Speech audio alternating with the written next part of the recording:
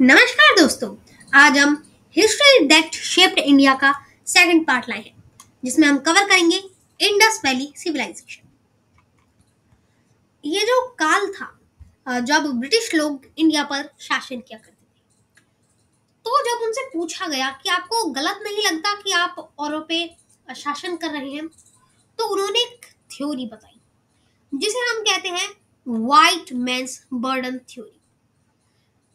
इनका कहना था कि जो वेस्ट साइड थी वो पहले से ही सभ्य था, लेकिन ईस्ट सभ्य नहीं थी, असभ्य थी, यानी कि सिविलाइज्ड नहीं थी।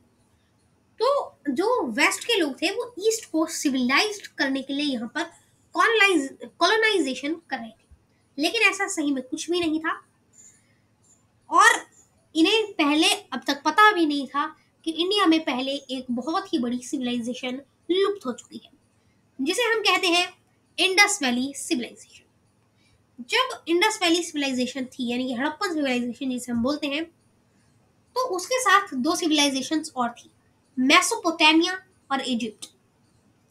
और बाद में ऐसी कई सिविलाइजेशन उभरी, लेकिन ओल्डेस्ट में इन तीनों के ही नाम आते हैं।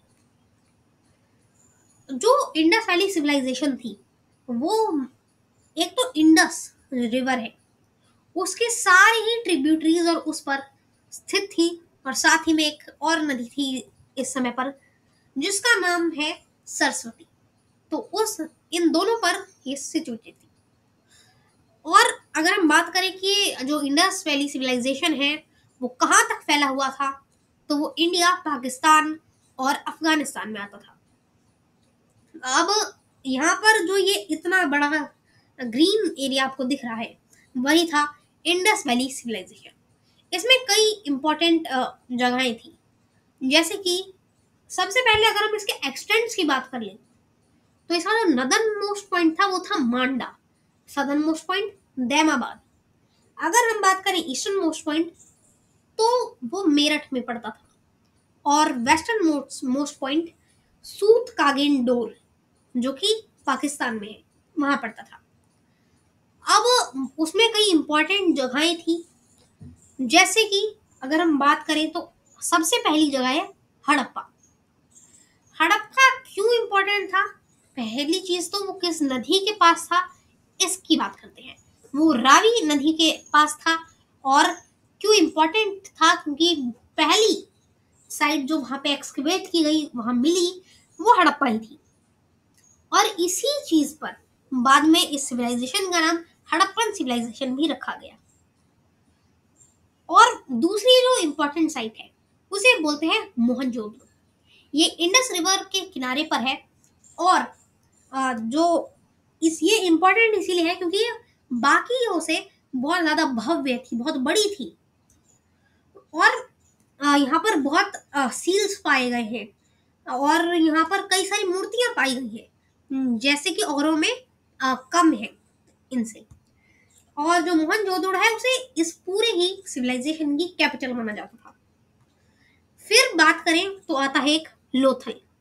लोथल इंपॉर्टेंट इसीलिए है क्योंकि वहां एक पोर्ट था, बहुत इंपॉर्टेंट बंदरगाह माना जाता है उस समय का। और ऐसे कई ही यहाँ पर जगहें रही हैं। अब हम देख लेते हैं उसका first topic, urban planning. Urban planning में सबसे पहले तो ये पता कर ले अर्बन का मतलब क्या होता है। अर्बन का मतलब कोई गांव या विलेज नहीं, वो होता है सिटी। क्योंकि पहले जो भी सिविलाइजेशन रही वो रूरल सिविलाइजेशन थी, यहाँ तक कि जब हड़प्पन सिविलाइजेशन खत्म हुई तो वैदिक एज स्टार्ट हुआ, वो भी एक रूलर ही थी सिविलाइजेशन। मतलब कि यहीं पर इंडिया का अर्बनाइजेशन स्टार्ट हुआ था, यानी कि वहां की पहली सिटीज यहाँ पर बनी थी। और साथ ही में अगर हम देखें तो उधर का सिटी प्लानिंग बहुत अच्छा था।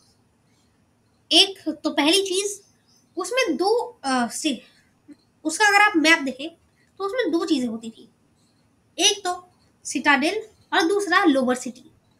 जो सिटाडेल था वो बना होता था एक ऊंची जगह पर, और वहां पर दीवार बनी हुई होती थी हर तरफ से। और जो लोअर सिटी थी वो भी दीवार से कवर थी, लेकिन वो नीची जगह पर थी। और लोअर सिटी में जो घर थे वो छोटे थे, बल्कि अपर सिटी में बड़े बड़े घर थे। और साथ ही में अगर हम यहाँ पर देखें तो राइट एंगल पे सारे रास्ते आकर मिलते थे, यानी कि सभी रास्ते राइट एंगल पे सिचुएटेड थे। और यहाँ पर ब्रिक्स की भी मेजरमेंट थी। जो ब्रिक्स होया करती थी वो 1:2:4 की होया करती थी, यानी कि अगर उसकी जो लेंथ है वो 4 है तो उसकी जो ब्रेथ होगी वो होगी 2 और उसकी हाइट 1। अब हम देख लेते हैं कि वहां पर उस सिविलाइजेशन को क्यों जाना जाता था। पहली चीज तो वहां हर जो घर था उसमें वॉशरूम एंड बाथरूम होया करते थे। वहां पे वेल्स होया करते थे, यानी कि कुएं। और वहां का जो ड्रेनेज सिस्टम था वो बहुत ही ज्यादा मजबूत था।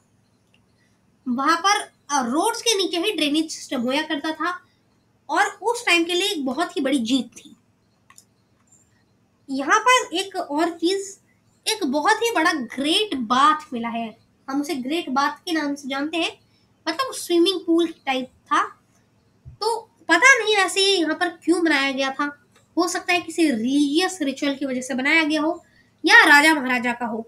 वैसे हम यहाँ पर कुछ जानते नहीं हैं। साथ ही में अगर हम देखें तो ये बहुत ही ये सारे सिटीज थी यहाँ की, वो बहुत ही इम्पोर्टेंट सिटीज में जैसे हमने नाम देखा था ये मोहनजोदड़ो, तो ये उसी का मैप है। और ये जो सारी सिटीज होया करती थी वो किसी ना किसी रिवर के किनारे होया करती थी। इसमें कई सारे अलग अलग दरवाजे होया करते थे और ये पूरी तरीके से वॉल से कवर्ड रहा करती थी।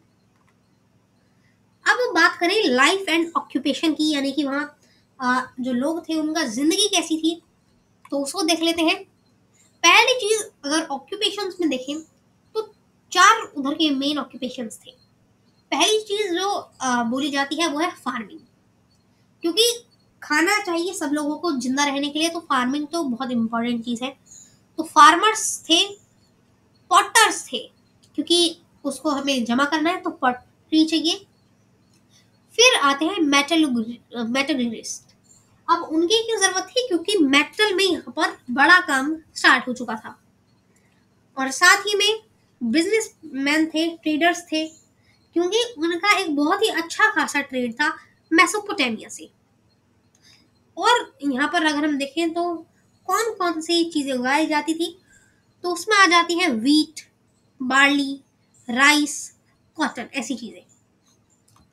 और अब हम देख लेते हैं उसके ट्रेड के बारे में। उसका ट्रेड बहुत ही ज्यादा बड़ा था। वो सिर्फ लैंड के से नहीं बल्कि शिप के माध्यम से भी उसका ट्रेड होया करता था।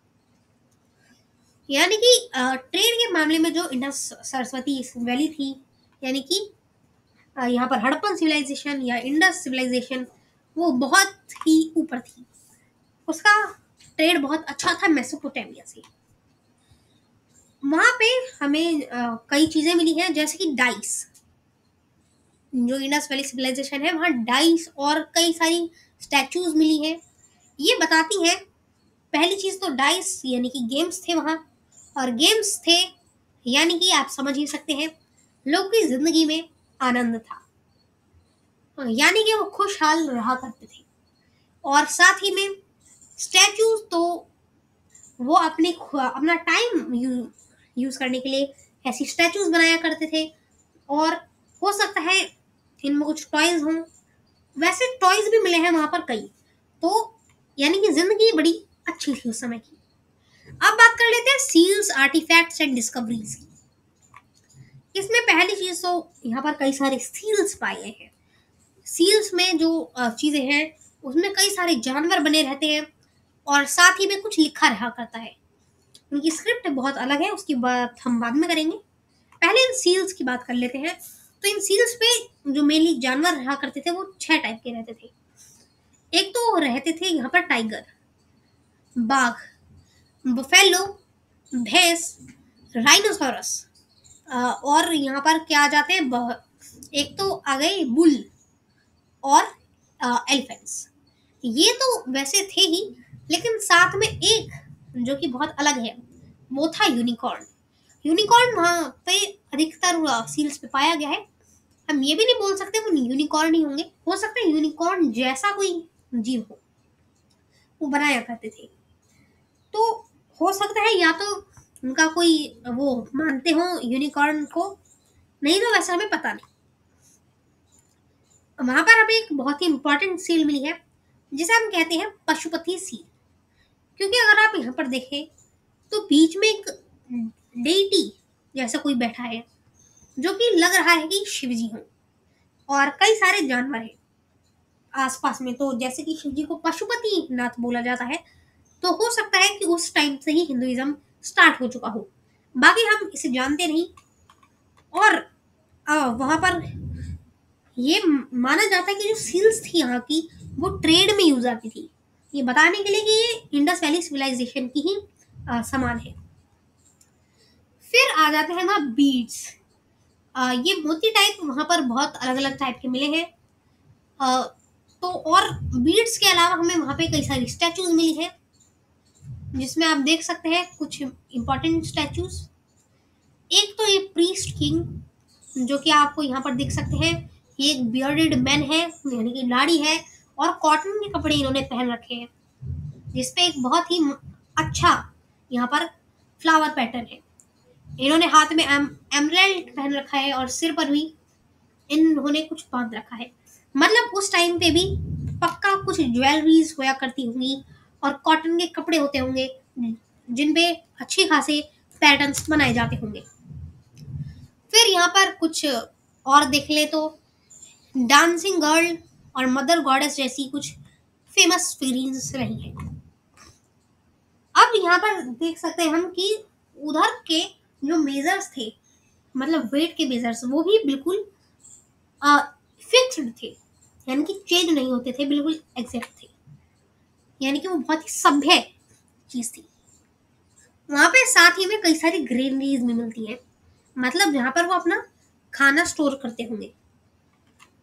और वहां पर हमें बहुत सारे क्या बोलते हैं गेम्स मिलते हैं, जैसे कि एक चेस लुकिंग, चेस जैसा कुछ यहाँ पर है, आप देख सकते हैं अभी। और साथ ही में अब हम बात करते हैं उसके रिलीजन एंड बिलीव्स की, कि वहाँ कौन सा रिलीजन या कौन से बिलीव्स माने जाते थे। पहली चीज तो जैसे उनके सील्स को हम देखते हैं तो हमें लगता है कि वो एनिमल्स को पूजते होंगे। दूसरा पशुपति सील जो हमें मिली है वो एक इम्पोर्टेंट डिस्कवरी है।